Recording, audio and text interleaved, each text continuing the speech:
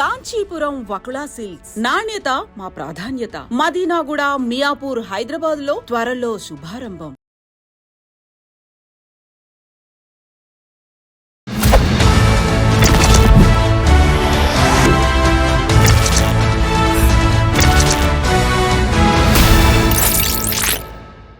అందరికీ నమస్కారం. నేను Swarupa Potlapalli. Welcome to I dream.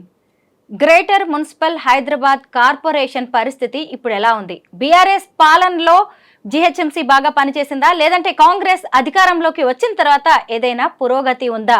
అసలు కార్పొరేటర్స్ కి అడుక్కుని భిక్షాటన చేసి మరి నిధులు సంపాదించుకోవాల్సిన పరిస్థితి ఎందుకు వచ్చింది? ప్రస్తుతం నాతో పాటు బీజేపీ కార్పొరేటర్ ఆకుల శ్రీవాణి గారు ఉన్నారు. ఆవిడతో మాట్లాడి ఈరోజు జీహెచ్ఎంసీకి సంబంధించి అనేక విషయాలు తెలుసుకుందాం. నమస్తే శ్రీవాణి గారు. ఈ మధ్య జరిగిన బడ్జెట్ వార్షిక సమావేశాల్లో బీజేపీ కార్పొరేటర్స్ భిక్షాటన చేశారు, అందులో మీరు కూడా ఉన్నారు. ఎందుకు ఇలాంటి డెసిషన్ తీసుకున్నారు? ఎందుకు ఇలా చేయాల్సి వచ్చింది? అంటే భిక్షాటన చేశాము అని ఆ రోజు చేయడం వల్ల మీ అందరికీ తెలిసింది, కానీ మా రోజు పరిస్థితి అదే. రోజు ప్రతి ఒక్క కార్పొరేటరు జోనల్ కమిషనర్ గారిని మేయర్ గారిని వెళ్ళి అడుక్కోవాల్సిన పరిస్థితి. చిన్న చిన్న సమస్యలకు కూడా డబ్బులు లేవు, నిధుల కొరత అన్న విషయాలు మాత్రమే చెప్తారు. మళ్ళీ అలాంటప్పుడు మీ సంస్థ ఎందుకు అని చెప్పి జీహెచ్ఎంసీ అధికారులని ప్రశ్నించే టైప్లో మావాల్సి వచ్చింది. అలాంటప్పుడు ఒక కార్పొరేటర్గా మేమెందుకు? ప్రజల సమస్యలే కదా మనం తీర్చాల్సింది. డబ్బులు లేవు, నిధుల కొరత అన్న సమాధానం ఇస్తున్నారు అని అంటే మనం ఎలాంటి పనులు మనం చేస్తున్నాము అన్నది అక్కడ అర్థమైంది. కాబట్టి ఆ నిరసన తెలపాలి, ప్రతి ఒక్కరికి కూడా చెప్పాలి అని చెప్పి మేము ఆ రోజు అలా తీసుకొని వచ్చాము. అడుక్కున్నందుకు మాకు ఒక కోటి వచ్చిందిలేండి. కోటి రూపాయల నిధులు శాంక్షన్ చేశారు. ఆ రోజు మేము అడుక్కున్నందుకు ఒక్కొక్క కార్పొరేటర్కి మేము కొంతమంది బీజేపీ కార్పొరేటర్లు అడిగినందుకు కంప్లీట్ జీహెచ్ఎంసీలో ఉన్న 150 కార్పొరేటర్లకు ఒక్కొక్క కోటి రూపాయలు ఇచ్చారు. ఆ రోజు ఎలాంటి డిస్కషన్ కూడా లేకుండానే బడ్జెట్ ని ఆమోదించారు మేయర్ గద్వాల విజయలక్ష్మి గారు. ఎందుకు అలా చేయాల్సి వచ్చింది? ఈ సంవత్సరమే కాదు, క్రిందటి సంవత్సరం కూడా 7,500 కోట్ల బడ్జెట్ మన జీహెచ్ఎంసీ పరిధిలో. అది కూడా అలాగే డిస్కషన్ లేదు, ఏమీ లేదు. కేవలము అప్పుడు ఆమె అంటే టీఆర్ఎస్ ఎంఐఎం అందరిది సపోర్ట్ ఉంది కాబట్టి ఆ రోజు అలా చేసేసారు. మొన్ననేమో 8,500 కోట్లు. ఆ రోజు కూడా అలాగే ఆమె డిసిషన్ తీసుకొని 8,000 కోట్ల రూపాయలు జీహెచ్ఎంసీ ప్రజలకు సంబంధించినది ఆమె ఒక్కతే డిసిషన్ తీసుకొని ఆమోదం పలికారు, వెళ్ళిపోయారు. అంటే ప్రజలు ఎవరు ఏం అడగరు, మేమేమి చేసినా సరే ప్రజలు అడగరు.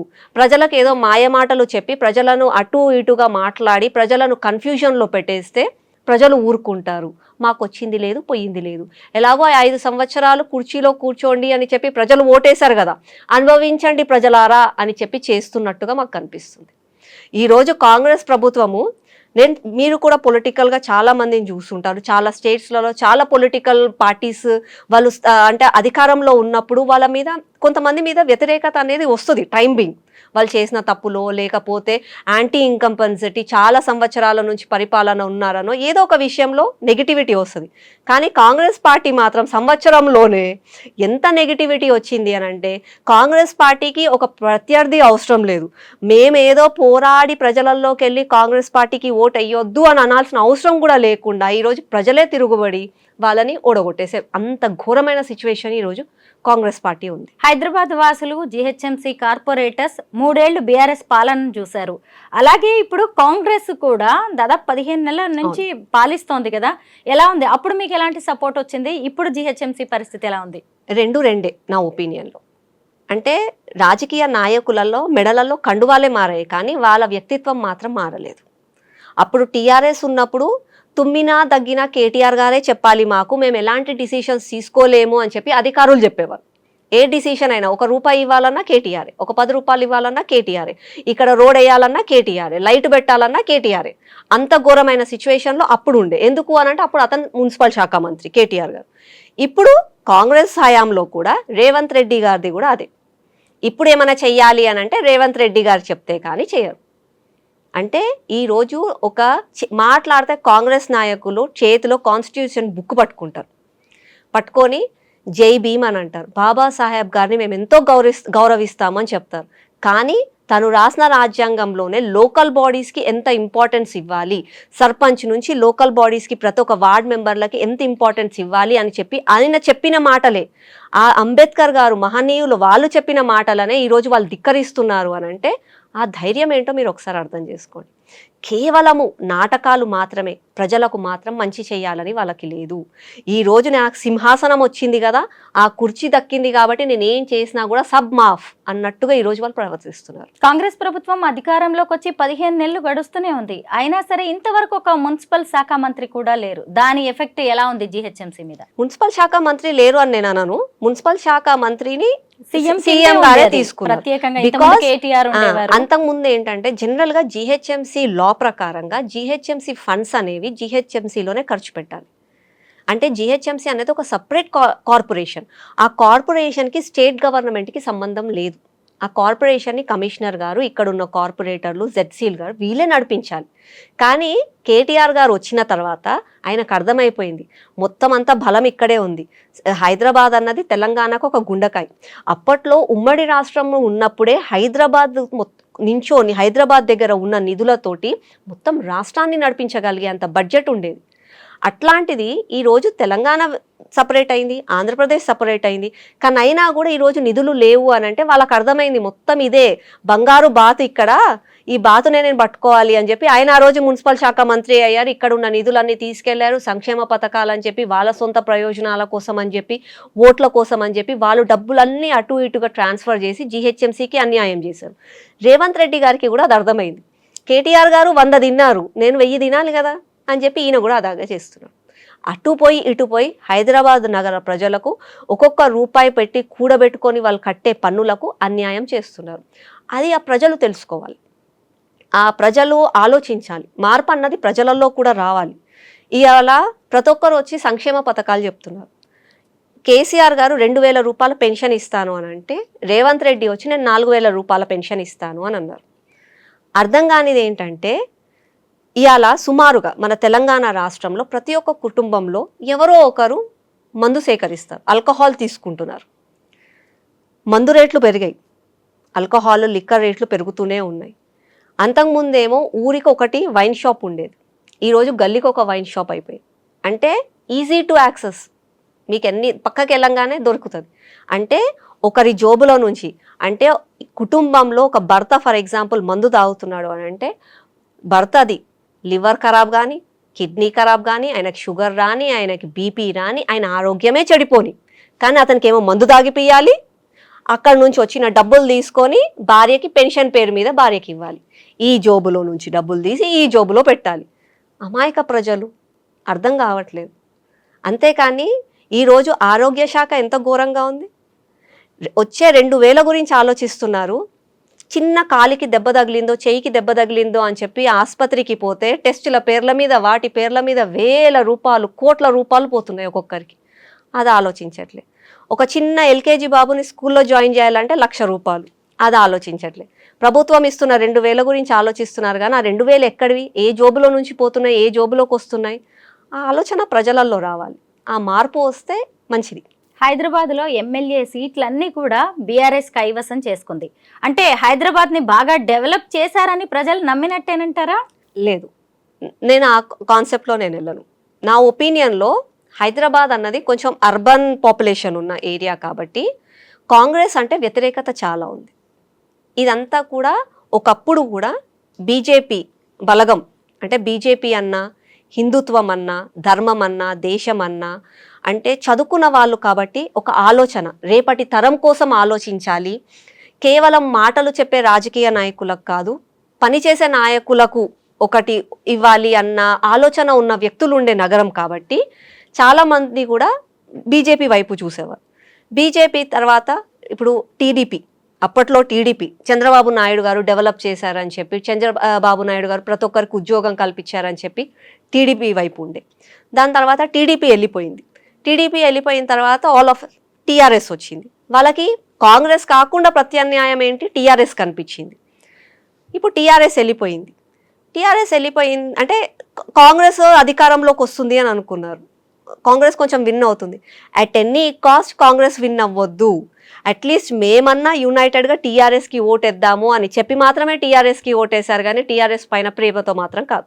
ఎక్కడ చూసినా చాలా చోట్ల కొన్ని ప్రాంతాల్లో అయితే హైదరాబాద్లో స్ట్రీట్ లైట్స్ కూడా లేవు. ఈ మధ్య కేంద్ర మంత్రి కిషన్ రెడ్డి గారు పర్యటనకు వచ్చినప్పుడు ఓ ఏరియాలో లైట్స్ లేకపోతే మున్సిపల్ అధికారులను పిలిచి అడిగారు, ఎందుకు లైట్స్ లేవు అంటే లైట్స్ పెట్టడానికి నిధులు లేవని వాళ్ళు సమాధానం ఇచ్చారు.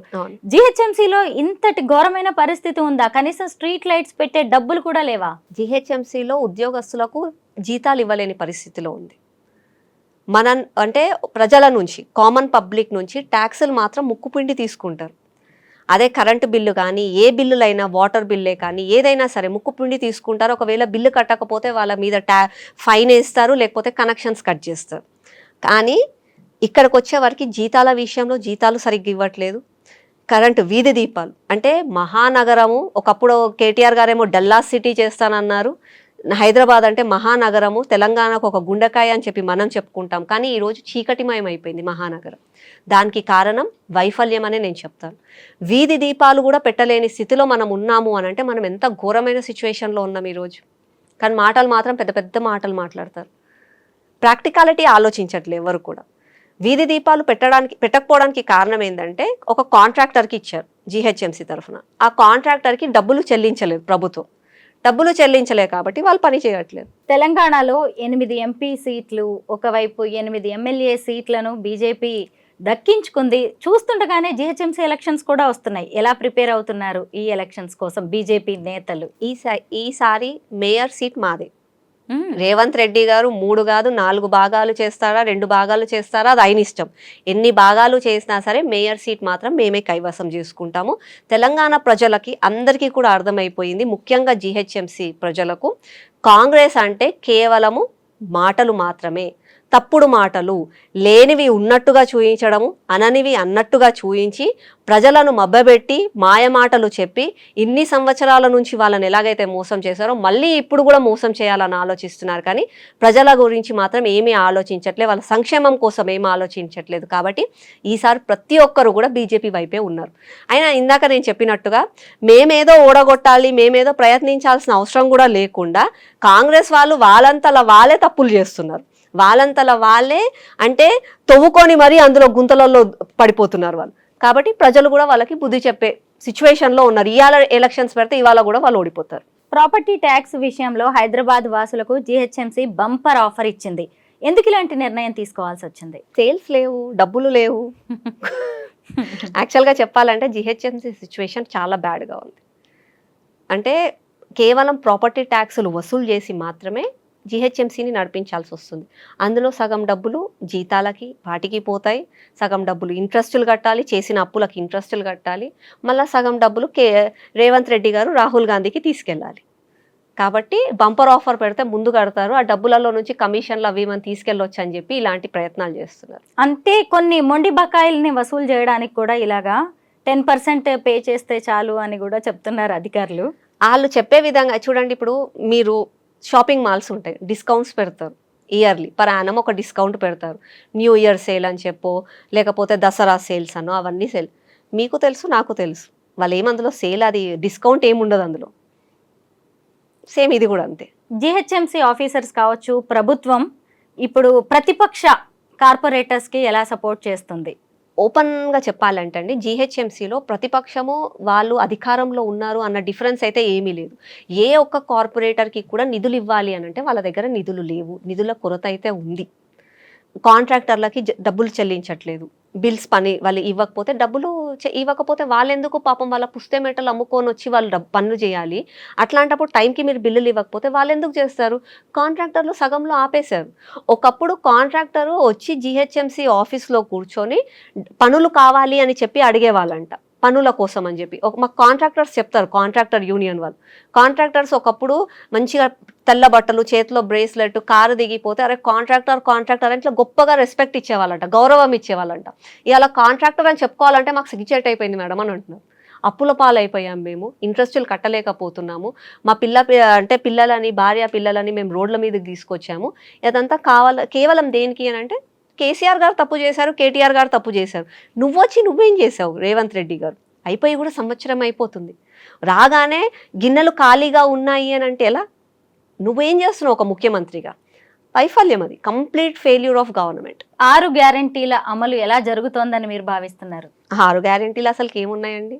ఇవాళ మీరు కూరగాయలకు వెళ్తేనే మన ఇంట్లో 500 ఉంటే 500ల్లో నుంచి ఒక 100 రూపాయలు కూరగాయలకు తీసుకొని వెళ్తాం, ఎందుకంటే మన బడ్జెట్ ఏంటో మనకు తెలుసు.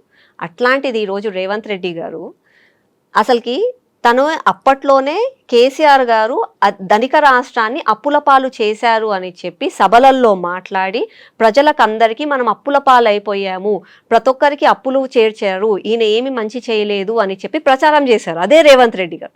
మళ్ళీ ఆ రేవంత్ రెడ్డి గారికి ఆ రోజే తెలుసు నిధుల కొరత ఉంది రాష్ట్రంలో, మన రాష్ట్రం అప్పుల పాలు అయిపోయింది అని ఆ రోజు తెలుసు. మళ్ళీ నువ్వెందుకు హామీలు ఇచ్చావు? చేయలేని హామీలు నువ్వెందుకు ఇచ్చావు? అంటే నువ్వు గెలవని అనుకొని హామీలు ఇచ్చిండొచ్చు, గెలిచేది లేదు పెట్టేది లేదు, హామీలు ఇస్తే ఏమైంది అని ఇచ్చిండొచ్చు, అదొక రీజన్. లేదు అని అంటే ప్రజలను మోసం చేస్తే పోయేది ఏముంది, నాకు గెలిపించిన తర్వాత నన్ను ఎవరు ఏం చేయలేరు అదొకటి ఉండొచ్చు. ఈ రెండిట్లో ఏదో ఒకటి ఉంది. అంతేకాని నీకు తెలియకుండా చేశాను, నేను ఆ హామీలు ఇచ్చిన తర్వాత వచ్చి చూస్తే ఖాళీ గిన్నెలు ఉన్నాయని చెప్పడం మాత్రం అబద్ధం. ఇది రేవంత్ రెడ్డి గారిది కాంగ్రెస్ పార్టీ వైఫల్యం అనే నేను చెప్తాను. ప్రతి ఒక్క కాంగ్రెస్ పార్టీ ఈ రోజు నాయకులందరూ కూడా వాళ్ళ గుండె పైన చేసుకొని ఒకటి ఆలోచించాలి. ఎంత పిండికి అంత రొట్టె చిన్నప్పుడు నేర్పిస్తారు మనకి. అట్లాంటిది నీకు ఏమీ తెలియనప్పుడు నువ్వు హామీలు ఎందుకు ఇచ్చావు? ప్రజలను మోసం చేయడానికే కదా. ఈరోజు ఎలాంటి సంక్షేమ పథకాలు ప్రజల వరకు చేరట్లేదు, అది నిజం, ప్రాక్టికల్గా చెప్తున్నాను, ఏదో నేను వేరే పార్టీ అని కాదు, ఏది చేయట్లేదు. మళ్ళీ అసలు రేవంత్ రెడ్డి గారు ఎందుకున్నారు అంటే రాహుల్ గాంధీని ఎందుకు మాట్లాడతారు, మొత్తం దేశ జోడో అది ఇది అని చెప్పి ఆయన ఎందుకు చేస్తున్నారు, నేను మార్చేస్తానని ఎందుకు అంటున్నారు? కేవలము వాళ్ళు చేయాల్సింది, వాళ్ళకు అధికారం వచ్చింది, కమిషన్లు తీసుకుపోవాలి, డబ్బులు వెనకలేసుకోవాలి, యాజ్ యూజువల్గా స్కాములు చేయాలి, ప్రజలల్లో డివిజన్ పాలిటిక్స్. అంటే అప్పుడేమో హిందూ ముస్లిం అని చెప్పి దేశాన్ని విభజించారు, ఇవాళ కులాల పేర్ల మీద రాష్ట్రాలను విభజిస్తున్నారు. అంతేకాని వాళ్ళు మాత్రం ప్రజలకు మంచి చేయాలని లేదు.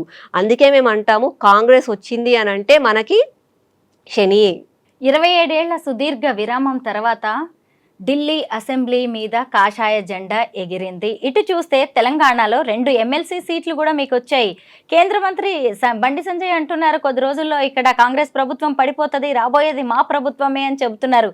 ఎందుకు వీటన్నిటిని శుభ సూచకాలుగా భావిస్తున్నారా, లేదంటే ఇంకేదైనా జరుగుతుందా తెర వెనుక?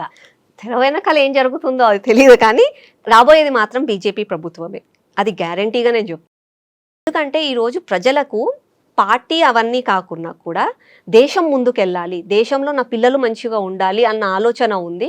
అది కావాలి అని అంటే నరేంద్ర మోడీ గారి ప్రభుత్వంలోనే అది సాధ్యం అవుతుంది. ఈ కాంగ్రెస్, రాహుల్ గాంధీ వీళ్ళందరూ కూడా ఉట్టి మాటలే మాట్లాడతారు. మొత్తం రాజ్యం బాగుండాలి, మనం బాగుండాలి, పిల్లలు బాగుండాలి అంటే బీజేపీ వైపే కావాలి. కాబట్టి అందరూ కూడా బీజేపీ వైపు చూస్తున్నారు. బీజేపీ గెలవడం అన్నది ఖాయం. ఎమ్మెల్సీ గురించి మీరు అడిగారు. ఎమ్మెల్సీలో 2 సీట్స్ మేము గెలిచాం, చాలా ఆనందం. అందులో గ్రాడ్యుయేట్స్ అందరూ కూడా, అంటే మనం జనరల్గా కూడా ఇంటలెక్చువల్ ఓట్స్ అంటాం, ఆ ఇంటలెక్చువల్స్ అందరూ కూడా మా వైపు ఉన్నారు అన్నది మాకు ఒక సంకేతం మాత్రమే. అంటే ఇది ఒక ట్రైలర్ మాత్రమే, సినిమా ముందు ఉంది అన్నట్టుగా మాకు వాళ్ళ ఆశీర్వాదం ఇచ్చారు. కానీ అందులో కొంచెం బాధ అనిపిస్తుంది అప్పుడప్పుడు. అంటే మా పార్టీ అనే కాదు, అందరి పార్టీ కార్యకర్తలలో కూడా, చిన్న కార్యకర్తలు, చిన్న లీడర్స్లలో కూడా ఒక ఆలోచన ఏమైపోయిందంటే డబ్బు కంపల్సరీ. రాజకీయ నాయకుడు గెలవాలి అని అంటే డబ్బు కంపల్సరీ. 30 సంవత్సరాల నుంచి జెండా మోస్తున్నావు, ఒక పార్టీ జెండా మోస్తున్నావు. ఆ పార్టీ జెండా మోసే కార్యకర్తనే డబ్బులు ఉంటేనే మనం గెలుస్తాము అని అంటే పార్టీ జెండా మోసేవాడు లీడర్ ఎప్పుడు అవుతాడు? ఒక సామాన్య కార్యకర్త కూడా లీడర్ కావాలి, ఒక సామాన్య కార్యకర్త కూడా ఎమ్మెల్యే కావాలి, మినిస్టర్ కావాలి, ఎంపీ కావాలి, రేపు ఉన్నత స్థాయికి ఎదగాలి అని అంటే డబ్బే ముఖ్యం అనుకుంటే ఎలా? ఆ ఆలోచన మనలో నుంచి కూడా మార్పు తీసుకురావాలి. మనలో మార్పు ముందు వస్తే ప్రజలలో కూడా మార్పు వస్తుంది. తర్వాత సమాజం మొత్తం కూడా అంటే అభివృద్ధి వైపు, మంచి వైపు వెళ్తుంది. కేవలం డబ్బే ప్రాధాన్యత అని అనుకుంటే మాత్రం మనలంతలా మనము తప్పు చేస్తున్నాం ఆ విషయంలో, అది కూడా ఆలోచించాలి. కిషన్ రెడ్డి గారు ఓవైపు కేంద్ర మంత్రిగా, మరోవైపు తెలంగాణ రాష్ట్ర బీజేపీ అధ్యక్షుడిగా బాధ్యతలు నిర్వర్తిస్తూ ఉన్నారు. కొత్త అధ్యక్షుడిని ఎంపిక చేస్తాము అంటూ కూడా కొన్ని ఫీలర్స్ వచ్చాయి. సంక్రాంతి తర్వాత అన్నారు, ఫిబ్రవరి అన్నారు, ఇప్పుడు మార్చి కూడా వచ్చేసింది. అయినా కొత్త అధ్యక్షుడి మీద ఎలాంటి నిర్ణయం తీసుకోవట్లేదు అధిష్టానం. ముఖ్యంగా అసలు కిషన్ రెడ్డి గారి ప్లేస్ను ఎవరు రీప్లేస్ చేయలేరు అనుకుంటున్నారా, లేదంటే ఇంకొంతమంది సీనియర్ నేతలు ఎవరు కూడా ఆ నమ్మకాన్ని కలిగించలేకపోతున్నారా? ఎందుకు అధ్యక్షుడి ఎంపిక ఇంత ఆలస్యం అవుతుంది? లేదు, మా పార్టీలో ఏది చేసినా కూడా ఒక ఆలోచన, ఒక అంటే దాని ప్రతి ఒక్కటి కూడా ప్రతి ఒక్క సంఘం మాకు అన్ని వివిధ క్షేత్రాలు ఉంటాయి మా పార్టీ నుంచి. ఆ వివిధ క్షేత్రాల వాళ్ళ ఒపీనియన్స్ తీసుకొని అందరం కలిసి సంఘటనగా ముందుకెళ్ళే నిర్ణయాలు తీసుకుంటారు. ఏ ఒక్కరి వల్లనో నిర్ణయాలు మాత్రం మారవు. కానీ మీరు అన్నట్టుగా కిషన్ రెడ్డి గారు అన్నది మా పార్టీలో చాలా టాల్ ఫిగర్. అంటే ఒక సామాన్య కార్యకర్త, ఒక ఆఫీస్లో జస్ట్ ఒక 24 hours టైం ఇచ్చి పనిచేసే కార్యకర్త నుంచి ఈరోజు యూనియన్ మినిస్టర్గా వెళ్ళారు అని అంటే తన కష్టం దాని వెనకాల, తన ఆనెస్టీ, తన పార్టీ పైన తన నిబద్ధత అన్నది అందులో కనిపిస్తుంది. కాబట్టి అట్లాంటి నాయకులు దొరకాలి అని అంటే కష్టం, చెప్పాలి అంటే ఎవరు కూడా అతన్ని రిప్లేస్ చేయలేరేమో. అన్ని విభాగాలుగా చూసుకుంటే అతన్ని రిప్లేస్ చేయడం కష్టమేమో. కానీ అలా అని కార్యకర్తలు లేరని మాత్రం కాదు. మా పార్టీలో 30 సంవత్సరాలు 40 సంవత్సరాల నుంచి పార్టీ జెండా మోస్తున్న సామాన్య కార్యకర్తలు కూడా పార్టీ కోసం ప్రాణం ఇచ్చే వాళ్ళు ఉన్నారు. అలాంటి కార్యకర్తలు మీకు అసలుకి రేపు పేరు అనౌన్స్ చేస్తే ఒకవేళ వాళ్ళు ఎవరో కూడా మీకు తెలియదు. అట్లాంటి వాళ్ళని కూడా, అట్లాంటి సామాన్య కార్యకర్తకి కూడా రాష్ట్ర అధ్యక్షులు ఇవ్వగలుగుతాం. ఇప్పుడు మొన్న రేఖా గుప్తా గారు ఉన్నారు. ఎవరు కూడా అనుకోలేదు రేఖా గుప్తా గారిని తీసుకొచ్చి సింహాసనం పైన కూర్చోబెడతారు అని చెప్పి. అంటే మా పార్టీలో ఉన్నది ఏంటంటే ఏదైనా సరే పార్టీ నిర్ణయం తీసుకుంటే ఆ పార్టీ నిర్ణయంలో ప్రజలు మంచి జరగాలి, పార్టీకి మంచి జరగాలి, పార్టీలో ఉన్న ప్రతి ఒక్క కార్యకర్తకి కూడా మంచి జరగాలి. అలాంటి నిర్ణయాలే మేము తీసుకుంటాం. కాబట్టి కొంచెం డిలే అవుతుండొచ్చు. ఏ నిర్ణయం తీసుకున్నా సరే ప్రతి ఒక్కరము కూడా చెయ్యిలో చెయ్యేసి రేపు రాష్ట్రంలో మా జెండా నిలబట్టేంత వరకు కష్టపడతాం. జీహెచ్ఎంసీ స్థితిగతులు, కాంగ్రెస్ పాలన గురించి చాలా విషయాలు చెప్పారు. Thank you so much Srivani garu. Thank you.